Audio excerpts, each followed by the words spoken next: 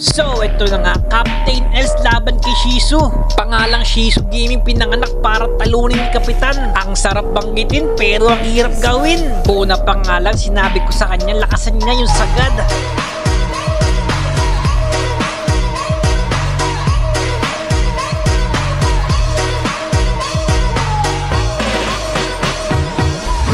Ang kulit ng idol nyo, sinabi ko ng lakasan niya eh.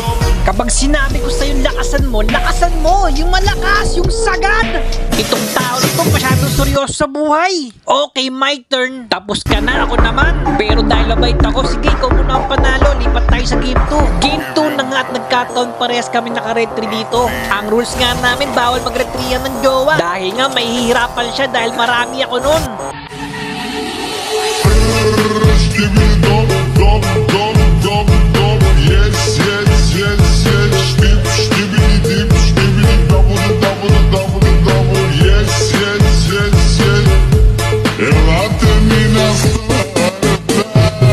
O teka, kalma, isiyan nyo lang, ako lang to, si Captain Els, ang nag-iisang tugad na may sariling mundo.